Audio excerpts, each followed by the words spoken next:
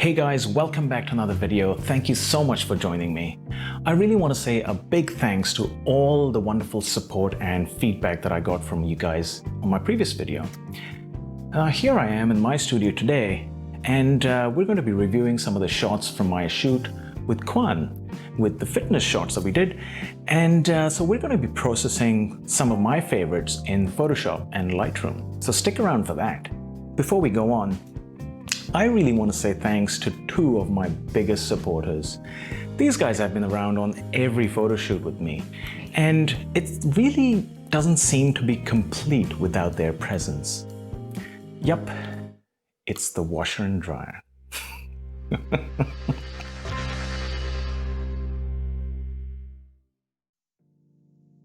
All right, here we are in Lightroom.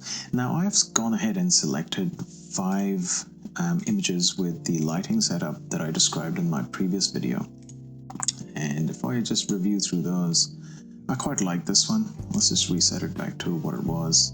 This is straight out of the camera, and I really like this this lighting setup. I've got this really nice rim going around the side, and with that singular sort of key light coming from the top here, we've got a nice sort of highlight on the face, and also his upper body, you know, highlighting, or rather accentuating. Oh, I love that word. Accentuating his muscles here. Oh my gosh. I mean, the amount of effort this guy's put in, it's phenomenal. It'd probably take me years to achieve something like this, but oh well. Anyway, so moving on to the next shot. This is similar. We've got the softboxes on the side. You've got the rim lighting on the side created from these softboxes, and again that singular key light. Now the difference is that in this shot he had put on his baby oil on his body, so you can see all the muscles, you know, sort of glistening here in the light of the key light. I believe it was a bare bulb with a bit of with a standard reflector and a grid on it. So that looks pretty amazing. Now, I know what you're thinking. Gosh, these are a bit dark, aren't they? Compared to that one there. So this is probably my fault because I did not turn up the power on the flashes. But you can see over here, the camera settings pretty much remain the same. We have 1/250th of, well, 1/250th of a second as our shutter speed. The aperture was 5.6 and ISO 100, and I think this actually remained constant for each of these shots. So you can see over here, if you observe this area here, the camera settings pretty much stayed the same. Now the reason these were chosen, so let's backtrack a little bit. Before you start adding flash to your portraits, it's a good idea to create what's called a black frame. And that essentially means that you're cutting out any effect of the ambient light in your shot. So when I set my camera to these settings here, it essentially cut out all the ambient light. You might have light coming from the side window here, or in my case, I shoot out of my home studio, which is my garage. So we had a couple of lights going just to brighten up the garage, and I had to set my camera at these settings here to cut out all of that ambient light. So once you've achieved your black frame at whatever settings it might be, ideally you should set your shutter speed to your flash sync speed. And there's heaps of information available on flash sync speed, so be sure to look that up.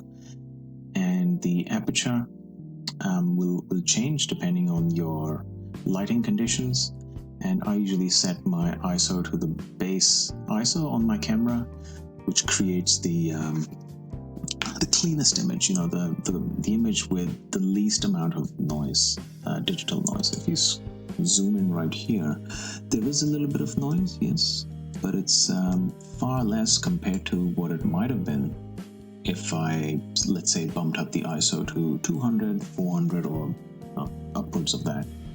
So this is with my camera, which is the EOS RP by Canon, this is the best I could achieve.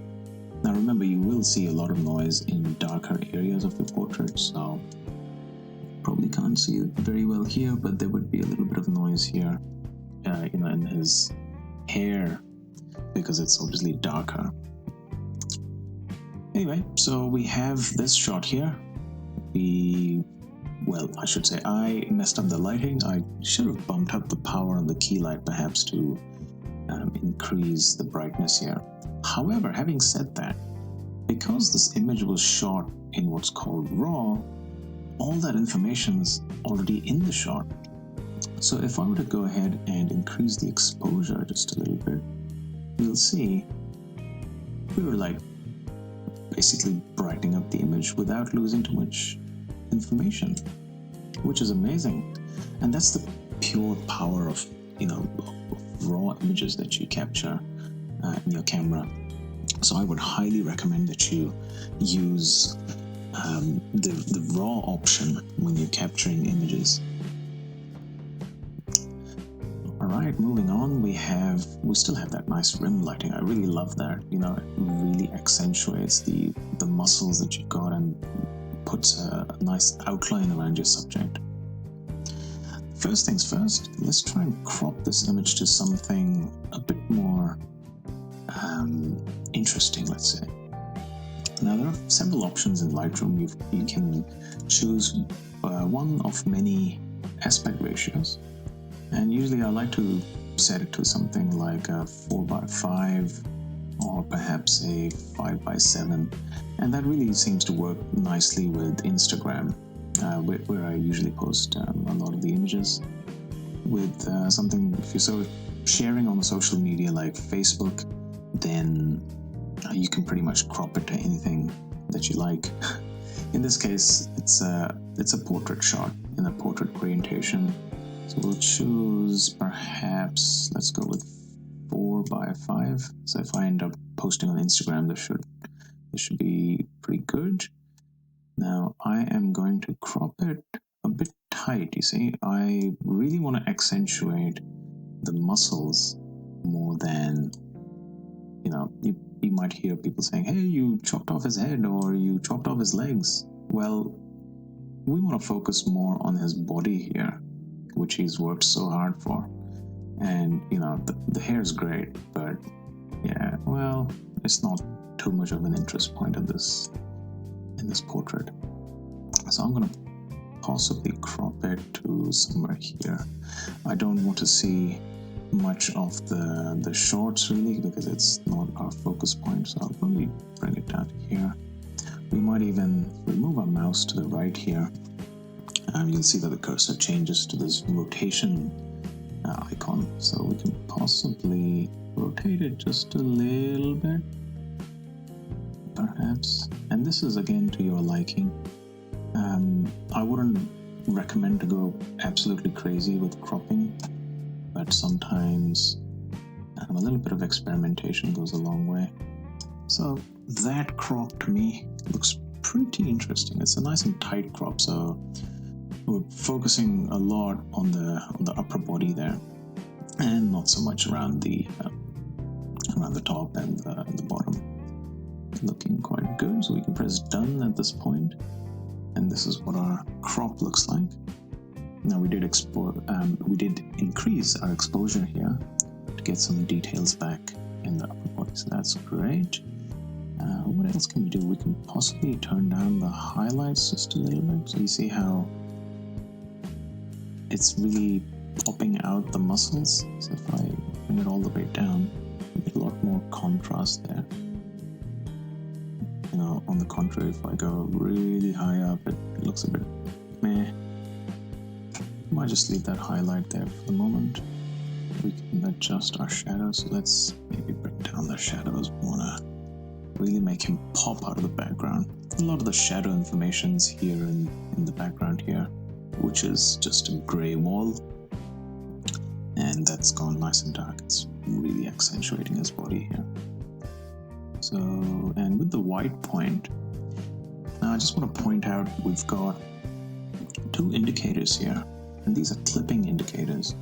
The one on the right shows you your highlight clipping, which means any pixels that have gone completely white, from which you can't recover any information, will be highlighted in red. So if you click on the icon, so this is in the off state, if you click it again to toggle it on, those clipping indicators will continue to show in your image. So for example, if I bump up the exposure really high, you see all of these areas essentially have turned white, and it's impossible to get information back from these highlighted areas. We don't want to do that. I'm going to bring it down. That's too much down. Here we go. And now, yes, there are some little bits here and there which I've gone completely white, but you know what? That's absolutely fine. This is not, it's not a deal breaker. So let's go back and zoom out a bit. Now on the left here, we've got our shadow clipping, which means any pixels that have gone completely black will show up in blue. So if I toggle that on, you see his hair is completely, well, not completely. Oh, that is completely. It's quite dark here up here, which means they've gone completely black when they highlight in blue. And again, that's absolutely fine. We're not actually focusing on this area. As long as our main area is nice and clean with not too much damage from shadow or highlight clipping, we should be good to go. Moving on, what we can do is perhaps bring the blacks down a little bit. Now sometimes the blue and red indicators can just get a little bit too distracting. So I'm just going to turn those off for now. Let's play with the black levels. So when you reduce the black levels, you are really increasing the contrast here. So let's perhaps just bring it down just a little bit. Bring those whites down a little bit as well, perhaps. Now this is all again to taste, remember. So it's always a good idea to experiment with this. Now it is all dependent on your taste. Now this slider here, I think, is going to do some magic. If we increase our clarity here, you can immediately see some contrast happening. So I'm just going to bump it all the way to the right. Compare that to that, for example. See, we've lost so much detail here. We're obviously not going to bring it all the way to the left. We double click on the label here to reset. That resets it back to 0. Perhaps we can bring it up just a little bit, just to add a little bit of a pop in these muscles here. Now let's have a look at the dehaze slider here. So that's adding a nice sort of soft beauty glow. Well, this is not a beauty shot. Let's perhaps dehaze the shot just a little. Now his skin's starting to look quite yellow here, so what we might do to fix that is to play around with the white balance. Now I know the back wall here is gray, so what I'm going to do is click on my white balance selector, and it's going to ask me to pick a neutral target. And here's this little not magnifying glass, but a magnified view of the pixels under that eyedropper. So I'm just going to move it to somewhere here. If I click there, you see his skin's gone even yellower. What we can do at this point is to play with perhaps the white balance, maybe cool it down a little bit. We add a little bit of magenta, so I'm just going to bump it all the way. That's obviously way too much. Bring it down perhaps to somewhere there. And that looks pretty good to me. What do you guys think? Is this a good color combination? Leave a comment in the video. That'd be great with your thoughts. Now we're just gonna move down. We have the calibration tab. Now, if you've never played with the calibration section, I highly recommend you do. So what I'm going to do here is actually add a teal and orange kind of look here, and we'll bring it down. Well, we'll make it a little bit extreme at first, just to see what it does, and then we'll tone it down. So for that to happen, you need to just move your hue in the red primary, move the hue all the way to the right. See, your skin's gone really yellow. And in our blue primary, we bring our hue all the way to the left. Now you're already starting to see a bit of teal here in the shadows, and a bit of orange here. I'm just going to tone down the saturation of both of these quite a bit. And it's just a matter of playing with the saturation here. So if I keep this way, it's becoming really saturated.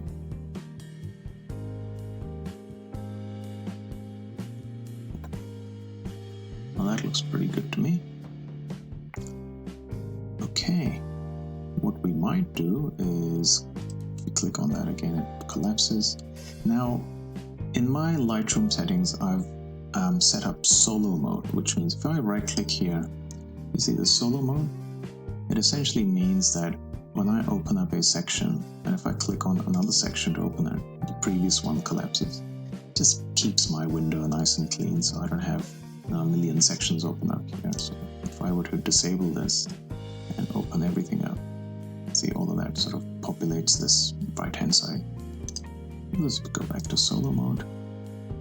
Back in the basic tab, let's reduce the vibrance a little bit, and you can see we've got some nice tones going. So this was getting really saturated with the teal and orange. We're just going to bring it down a little bit, so getting that nice sort of desaturated teal and orange. And while I'm at it, I should probably go to the lens correction, go to our profile, and click these two. And that profile correction essentially will pick up your lens profile. So in my case, I was shooting with a Canon 24-105 f4 lens, so it's recognized that and fixed the aspect ratio and some of the vignetting for me automatically. If I were to disable this, you can see the difference from that to that. Now sometimes what I will do is go ahead into the manual section here, and sometimes the distortion correction may not be to my taste, so I will actually play this and bring it down a little bit. And it's sometimes a good idea to click on the constrain crop as well, so it'll try to do the distortion, the manual distortion correction that you're making within the crop that you had.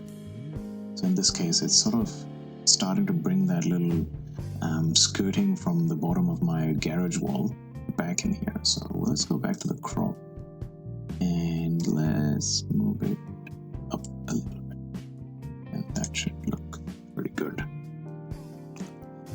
All right, now the tone curve. The tone curve is a really powerful tool because you can really create some nice magic here. So if I were to play with this highlights curve here, you can see it's really popping those highlights. Now again, we want to make sure that we're not getting carried away here with the highlights, so we don't want to go that far, obviously, because we're sort of now starting to lose a lot more detail in the highlights. So let's bring that back a little bit, tone it back. So from 0 to just a little bit. Let's play with the lights. We can start to bring some of the lighter tones as well. And with the dark, so that's really brightening up the shot, and we're losing a lot of contrast. So let's just tone it back. If I do that, and then sort of bring up the shadows, that still retains a lot of the contrast, but it again brightens up the shadows a little bit more. That works nicely. Now if I were to hit backslash on my keyboard That's our before, and that's our after. Already looking quite good. Let's move over to the HSL section, which stands for Hue, Saturation, and Luminance. You can click the color option as well, so you can pick and choose exactly what color you're after, and then adjust the HSL for that color. But in my case, I like to switch to the HSL tab here and just control these separately. And that's just personal preference, and I mean, you're free to do whatever you like in this section, but this is the way I like it. In the saturation, I'm just gonna increase the saturation of the oranges. Skin tones usually contain a lot more of the orange tones, so we're just gonna bump that up a little bit. Also start playing with the luminance, so if I were to really bring that down, you see his skin goes really dark, but we're not gonna do that too much. I might just bring it down just a little bit. Creates a little more interest, I think.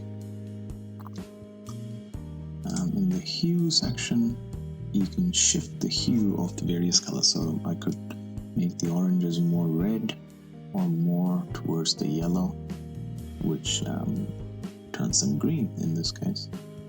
Greenish yellow. We're not going to do too much with the hues. We have this. Check our saturation. The yellow done anything? Not really. It's more oranges.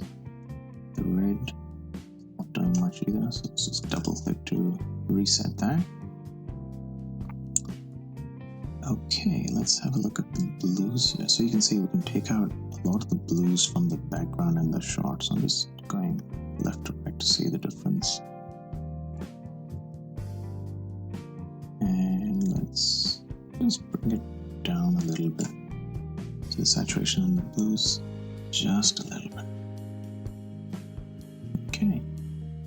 The detail tab is all about sharpening and noise reduction. So if you look closely, if I zoom in here, oh man, that's a lot of noise here, right? So what we will do is scroll down a little bit to the noise reduction section. Now this sort of noise here where you see it's more like a monochromatic noise, right? There's not much color noise going on, thankfully. We're just going to use the luminance noise reduction and just bump it up just a little bit. You can see that slowly going away. We don't want to completely get rid of it, because what it does do is, you see here, for example, it's removed all the noise and it makes the skin look really plastic. So let's just bring that down back this way, and now we can see some of that skin texture returning, so maybe a little bit more in fact. We do have a bit more noise here, but I think we can live with that. Now remember, if this is going to get posted on social media, you're not going to be able to see that too much. Alright. We can take care of the noise in Photoshop as well, so I can show you that as well, especially in this background area. Okay. What do we have next? We have the color noise reduction. So let's see if it actually makes a difference. I'm just going to bump it all the way to the top. And it's doing its magic. And it does start to look like the skin has smoothed out quite a bit. Let's just bring that down to maybe here. Maybe just match the luminance noise reduction. This is all personal preference, guys. If you feel that you need to get rid of all the noise, you can bump it all the way, but just remember it's going to start taking away all the texture in the skin. To smooth out the skin, I have a little bit of a tip for you guys, and we'll get to that shortly, and it's to do with local adjustments. So we're not going to worry about split toning in this section. Basically this is just adding changing the hue and saturation of the highlights. So you can see how this is now. If I've bumped the saturation all the way, all the highlights have gone green. Now I can switch this around to say blue here, or cyan, and can add cyan to the highlights. But we're not going to do that. I'm just going to hit Alt, hold down Alt, and I'll just click on Reset Highlights and Reset Shadows. We never touch that anyway. Okay, now we're going to use some local adjustments to try and smooth out his skin, but not in a bad way, right? You know, I mean, we don't want to make him look like we don't want to take away all the texture in the skin. So what we're going to do is use a graduated filter here. So if we were to look at this icon here, we click that once, it brings up this little crosshair. I'm just going to drag just outside the portrait over here. I can hold down Shift to make sure it's nice and straight. I'll let go of that. Now this graduated filter is applying whatever sort of effect you choose here. So in this case, it's automatically selected burn for some reason. I do have a preset called Soften Skin Light. If I choose that, you'll see the adjustment that it makes is it reduces the texture and the clarity. Now in this case, we don't want to touch the clarity, so I'm just going to double click on clarity, take that away. And if I take the texture slider all the way to the left, I'm going to hold down space here and click to zoom in. And if I hold down space, I get this little hand icon. I can just use that to drag around. You see it's completely destroyed the skin texture, so I'm just going to bring all the texture back and perhaps just reduce it just a little bit, not too much. That looks alright. Zooming out, we still got this nice glistening skin, and that looks pretty good. Let's hit done at this point. Now again, let's do a before and after comparison. I can hit backslash, see a before and after. Nice and bright with really accentuated muscles here. Looking great. Okay. We do have some blemishes on the skin which I'd like to remove. If you don't have Photoshop for whatever reason, usually with the Adobe Creative Cloud Suite you do get access to Photoshop and Lightroom, especially if you're on the photography plan or even the full plan, you get access to those. But if for whatever reason you don't have Photoshop, you can use the spot removal tool. So I'm just going to click on that for a second. I can use my mouse scroll wheel to, change the size of the brush. And let's just make it approximately the size of the blemish. So if I go there and click once, that should do a little bit of an adjustment to it, and Lightroom's really nicely taken away that blemish. It's really looking good. Now you might see that there's no indicator of where I clicked or what I did. So, and that's because my tool overlay is set to never. If I change that to automatic, and if I just hover over the portrait, you see that's what it's done. So I clicked here, and it's taken a sample of this area and applied it to here. And it's used the healing. Oops. Let's just click back. Let's use the heal option to heal that area. You can use clone as well, but healing is probably recommended for taking blemishes out. What we can do is use this guy to maybe sample another area. So if I let go there, you'll see that it's changed the healing there. Now if I switch back to never, you see it's done a really nice job. I usually like to set this tool overlay to never. It just means that when I click on an area, I don't want to be seeing those overlays that we saw before. So it gets a little bit distracting in my workflow.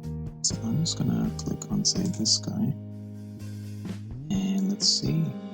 It's done a wonderful job there. I'll click on this guy. That's pretty good too. Just gonna take this out. Just reduce the size of this. Now remember, when you're taking out blemishes or any spots on the skin or etc., just remember, we don't want to be taking off anything that identifies the person. For example, moles, for example, or tattoos, for example, as another example. I wouldn't usually touch those because they're what identify this person as who they are. But things that perhaps won't be there for, after a couple of weeks, like pimples or something like that, I would take those out. Click away at some of these.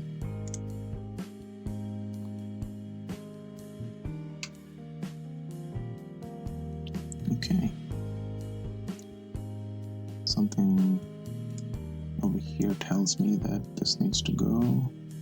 That's done a pretty good job too. Just remember to keep the cursor approximately the same size as what you're taking out.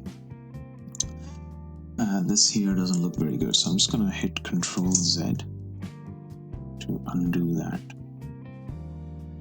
And you can see Lightroom really slows down with the spot removal tool. We can take care of all of this in Photoshop as well, so I will just zoom out at this point, and that's looking pretty good to me as a first cut. And let's have a look at whether we can take this little blemish or whatever out. So I'm just going to increase the size of this. You can click and drag as well.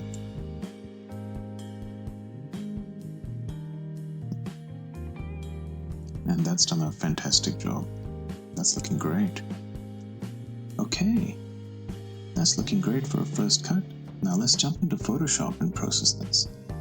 So the way to do that is, first of all, let's just click done here. So I want to get out of the spot healing tool. Usually you can just go right click on your photo, edit that in Photoshop, and depending on how you've set up Lightroom, it'll open it up as a new image, and when you save it, it saves a copy back in Lightroom as a PSD, which is a Photoshop document, but the image is now loaded up in Photoshop, and it's just flattened out. And if I were to save this now, so if I just go Control S, it saves it as a PSD. If I were to switch back to Lightroom, you'll see that it's automatically created a stack with the original image and this PSD, which is great. So every time we make a change to our Photoshop document, this preview here will update itself. Let's have a look. Okay, so the first things first, I'll just go space. So I'm holding down space and Alt. So I hold down space and then Alt, and then you can use your mouse to click and drag, which basically zooms in and out the image. So I'm just using that. I find that a really nice shortcut in Photoshop to zoom in, into a particular area quickly. So in this case, we are going to let's say taking out some of the blemishes. So this is obviously a scar on his chest here. We don't want to touch that. This looks like a mole, but I'm not quite sure. So let's come back from here. Oops. Okay, here we go. This definitely looks like a blemish of sorts. I'm holding down space there to turn my cursor into this hand, and I can just click and drag to pan the image. This looks like some sort of imperfection. This is definitely a mole. I'm going to try and take care of this guy and some of the blemishes on the skin. And just clean up the image as best as we can. What do we have apart from that? So, I mean, look at those abs. My gosh. Let's, okay, so we've got a little bit of some blemish here. We do have a situation where this pocket is really sort of jutting out and looks a bit weird if you ask me. So we are going to fix this in Photoshop. Zooming into the hand is looking okay in my opinion. And that's pretty much it. So first things first, when you have this background layer, I usually click and drag that onto the new layer icon here, which is right at the bottom over here. When you let go, you get a new copy. Alternatively, if I just go to Control Z, you can hit Control J to duplicate that layer. Right, let's begin with taking out some of the blemishes.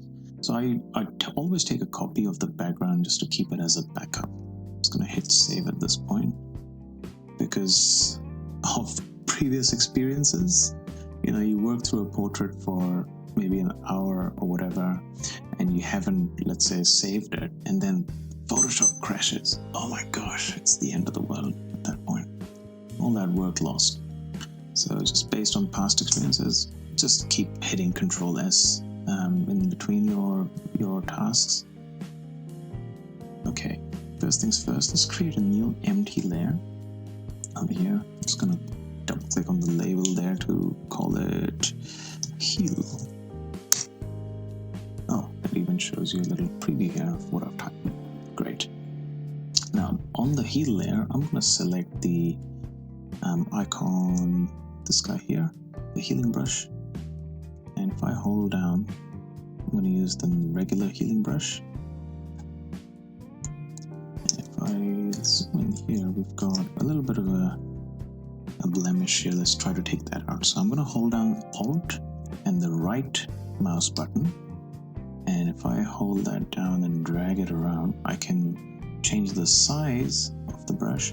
And if I move the mouse up or down, I'm dragging up or down to change the hardness or the hardness of the edge. So I go all the way to the top to hardness 0 and diameter, just an appropriate diameter. You don't want to choose a really big diameter because if I do that, it's gonna start doing some weird stuff, and you'll see that in a second. Probably won't because I've set the sample to current layer. Over here, we need to change this to current and below. Escape there. Okay, let's just choose an appropriate diameter here. And I want to select a sample from the skin. So I'm holding down Alt and I click on an area of the skin which I feel should match this. So let's just say click here. You'll see you get a little preview of what you click. So I'm just going to reduce the diameter a little bit more and just paint away. And that doesn't seem to work. And that is because my mode over here is set to lighten. We're going to change this to normal. So just be aware of this. This is just a setting that was done from a previous work task that I was doing. So let's just go back here. Take that sample again and paint that away gently.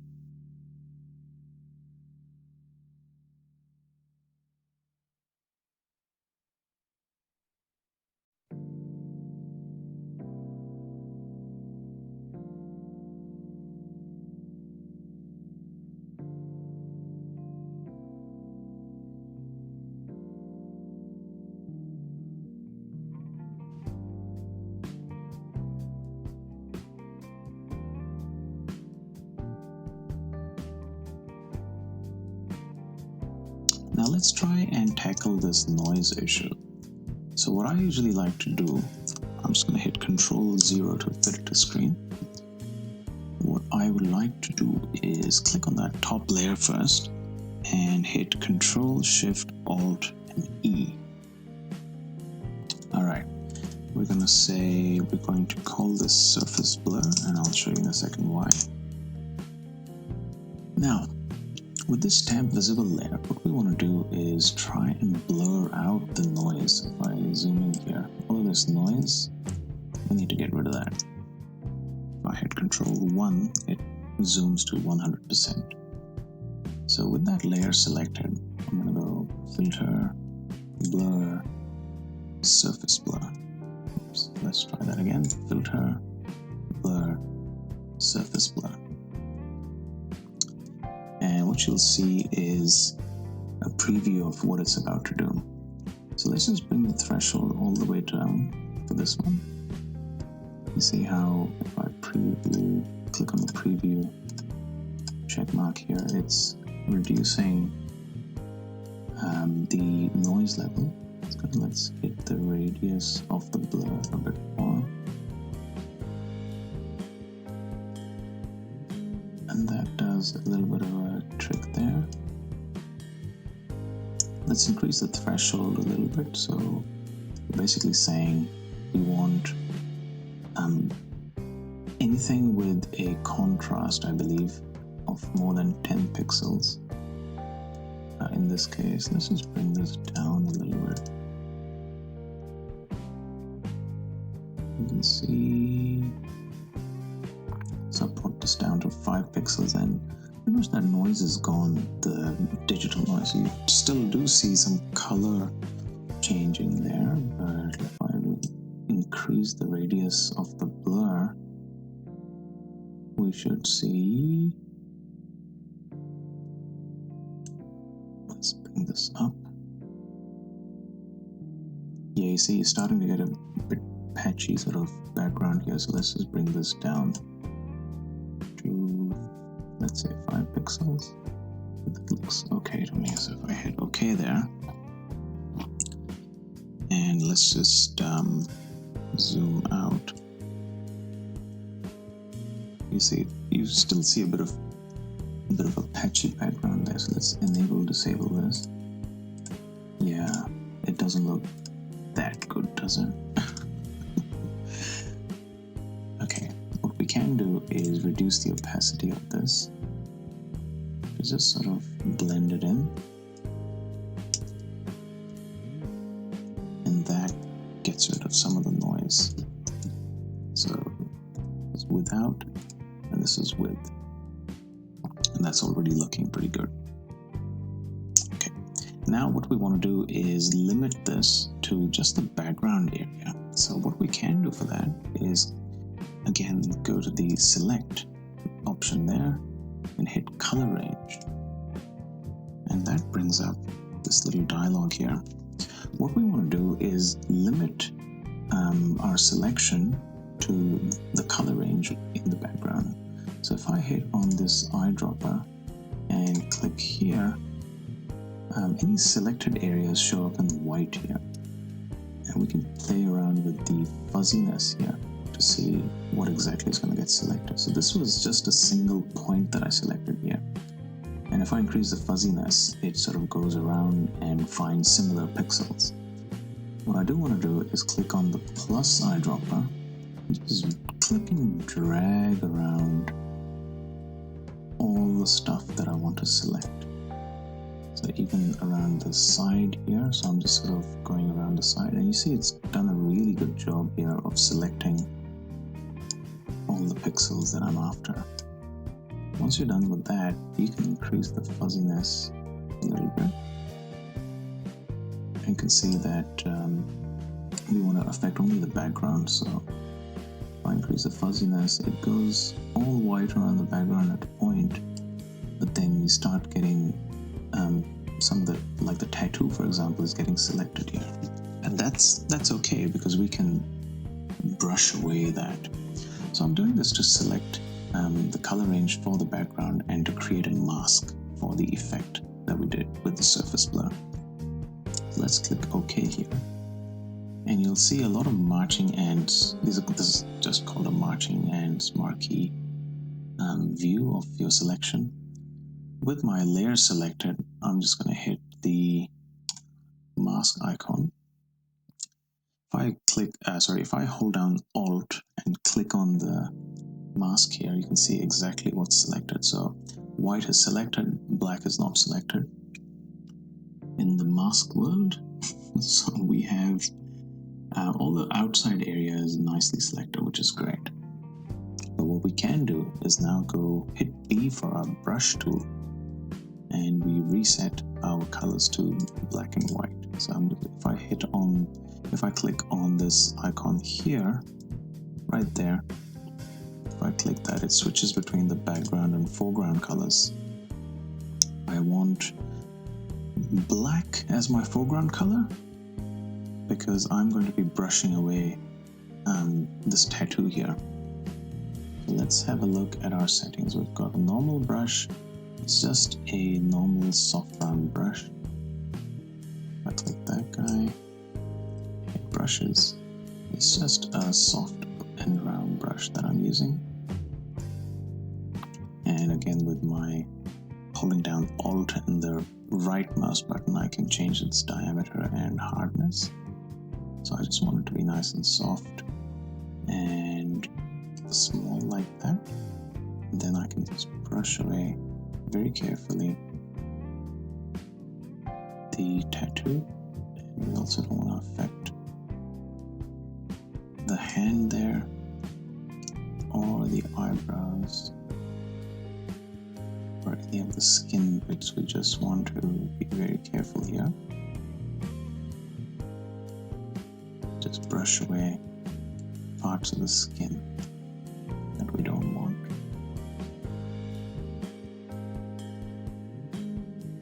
Just want to make sure that the background is selected. You might get little bits and bobs here which you haven't possibly brushed away. So just be very careful with that and remove those away. I'm going to do a very rough job here. Just for the sake of this video, I don't want it to be overly long. And let's just increase our size here. Just like so. And brush away. Okay. And perhaps we can get, without going too much around the edge, just do that. And that's pretty good. We've got the background covered, I should say. Hold down Alt and click on the mask again to re-enable. And now you should see that the surface blur that we had is only applied to the background. At this point, we can try turning up the opacity as well to see the complete effect of the blur. And if I toggle this, probably can't see it, so let's just go Control 0 to zoom in a little bit. That's with on, that's off. Okay, so we've completely removed the noise in the background. Click 0. Okay, that's looking pretty good at this point. Now we just need to take care of this bulge in the pocket. And for that, we're again going to select the topmost layer, Control, Alt, Shift, and E, and that creates a stamp visible layer. I'm going to turn this layer into what's called a smart object, which means any adjustments we make to it using filters can be changed later, which is a really handy feature. So I'm just going to right click on the thumbnail here. Sorry, not on the thumbnail, but on an empty area, and click on Convert to Smart Object. And that shows you a little icon here, indicating that it's a smart object. That's great. Now we go into the filter option here, and we're going to liquify. Just going to try that again. Filter, liquify. And that is going to open in a whole new workspace for you to work in. Now liquify is great. You can change shapes of bodies, etc. to a large degree. We're not going to cover any facial feature changes here. We're just going to worry about trying to push this pocket. The way it's bulging, we just want to bring it in a little bit to not be so distracting. So I'm going to select the forward warp tool here, which is just this icon at the top. Click on that, and again you get a little brush icon. With this, again, you can hold down Alt and your right mouse button and use your right mouse button to drag left or right to change the size. You can also do this by this icon here.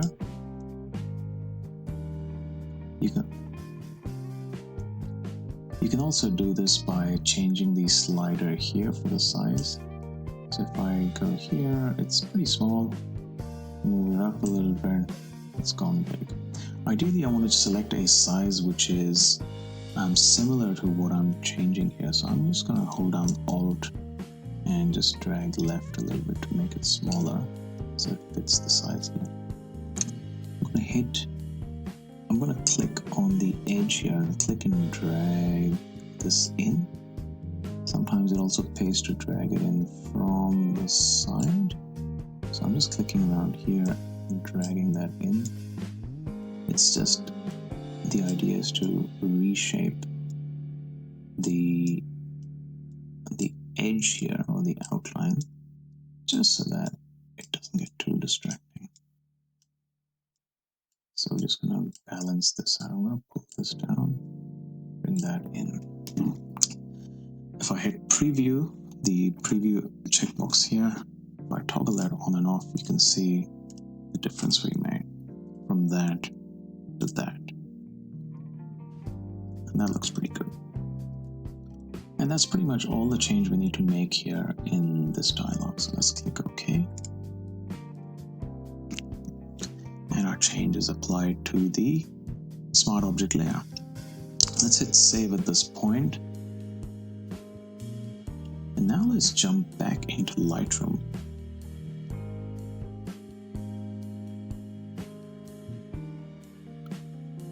Let's jump back into Lightroom. And you'll see our changes that we made in the Photoshop document are all applied here, and you can see exactly what we covered. So again, with the noise removal as well, that's also showing up, which is great. This is what we had before we moved into Photoshop, and now this is what we have after Photoshop. I like to typically use a workflow where we start in Lightroom, go into Photoshop to do some retouching, and then come back into Lightroom to finish off. And perhaps we can do some color grading as well and some local adjustments. Now in this case, his face looks really a little bit dark compared to his body, so I'm going to use a radial filter, and it's going to create a circle around his face here, just like so. We can use these handles on the side to change the size of it, and when your icon turns into this little rotation icon, we can just rotate it like so. Now I want this to be a dodge adjustment where it lightens, and be wary of this checkbox here. So if I were to click on the or uncheck invert, what it's doing is applying the effect outside of what we created, this oval. So we want to invert it and just apply it within. Okay, now what we can do is play around with some of the settings to make sure we get exactly what we're after. Just going to increase the contrast a little bit. Just that. Bump up some of the highlights. We're getting a bit of a clipping scenario here on the head, on the side of the face, but that's fine. We're not going to work with the whites. Bring up the shadows a little bit. And again, you can see a live preview of the changes you're making right here in the navigator window. It's looking pretty good. Let's just increase the clarity just a little bit, maybe just a teeny bit. Maybe that's a little bit too much.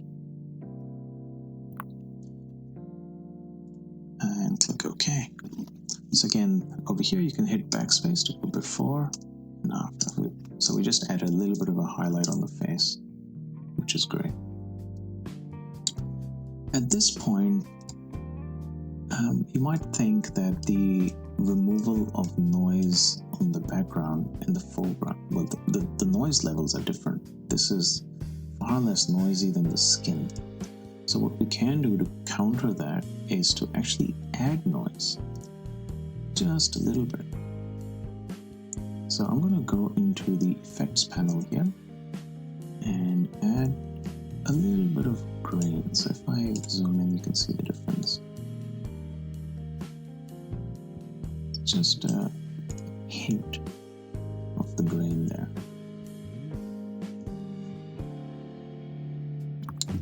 And that does add to the realism of the shot as well. If I switch back to our previous shot, which was the raw image, I'll click on that. This is our raw image, sorry. And I zoom in, you can see the noise was actually quite a bit compared to our Photoshop file. It's been smoothed out.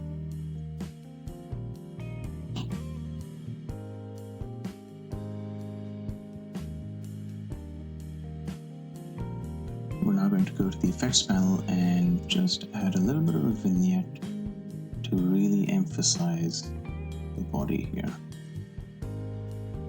That's adding a really nice focus around the midriff here. And now let's have a look at the image.